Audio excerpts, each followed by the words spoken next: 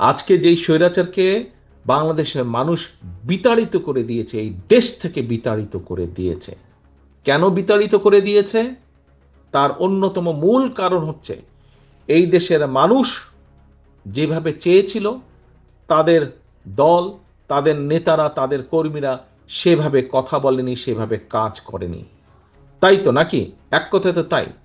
মানুষের প্রত্যাশা অনুযায়ী তারা কাজ করেনি, সেই জন্যই তাদের আজকে এই পরিণতি। প্রিয় সহকর্মীবৃন্দ, কাজে আমাদের অন্যতম মূল দায়িত্ব হচ্ছে মানুষের প্রত্যাশা অনুযায়ী। এবং কিছুক্ষণ আগে আমি একটি কথা বলেছি যে আজকে শহীদ রাষ্ট্রপতি জিয়াউর রহমানের একজন সৈনিক হিসাবে, দেশনেত্রী বেগম খালেদা জিয়ার একজন কর্মী হিসাবে, ওই গ্রামের শেষ কর্মীটি, আপনি হয়তো মনে করতে পারেন যে আরে ভাই, আমি যদি এখানে কিছু করি কি হবে, ওই ঢাকায় বা ওই চট্টগ্রামে ওই দিনাজপুরে কি কেউ কিছু টের পাবে নাকি? পটুয়াখালী জেলার অন্য জায়গায় তো মানুষ টের পাবে না। এটি ভুল ধারণা সম্পূর্ণ। আপনার এই ধারণাটা ভুল।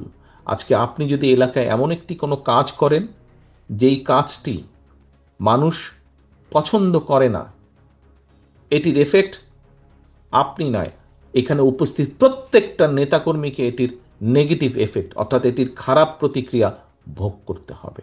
কাজে সহকর্মীবৃন্দ, আজকে আপনারা এখানে যত হাজার নেতাকর্মী উপস্থিত আছেন, আপনাদের প্রত্যেকের কাছে আমার আহ্বান, আসুন আমরা শুধু পটুয়াখালী জেলা না, বাংলাদেশের 64টা জেলার প্রত্যেকটি নেতাকর্মীর কাছে আমার আহ্বান, আসুন আমরা এমন কিছু কাজ করব না, বিএনপির একজন কর্মী হিসাবে, শহীদ জিয়ার একজন সৈনিক হিসাবে, দেশনেত্রী খালেদা জিয়ার একজন সৈনিক হিসাবে আমরা এমন কোনো কাজ করব না যেই কাজে মাধ্যমে মানুষ আমাদের উপরে বিরক্ত হবে।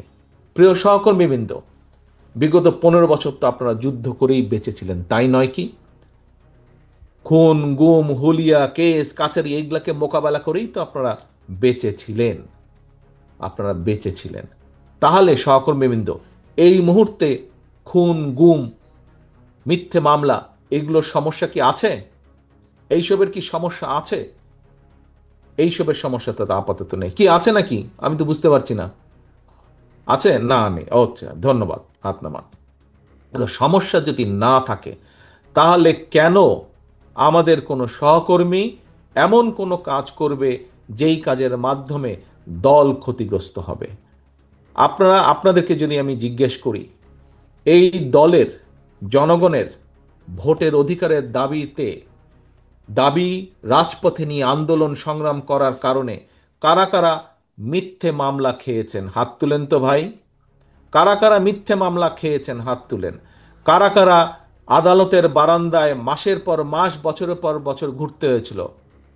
আপনারা সবাই মামলা খেয়েছেন, মিথ্যে মামলা খেয়েছেন। আচ্ছা, ধন্যবাদ, হাত নামা। এখন সহকর্মীবৃন্দ, এই যে আপনারা যারা মিথ্যে মামলার শিকার হয়েছেন, তাহলে আপনাদের কাছে কি কোনো কারণ আছে?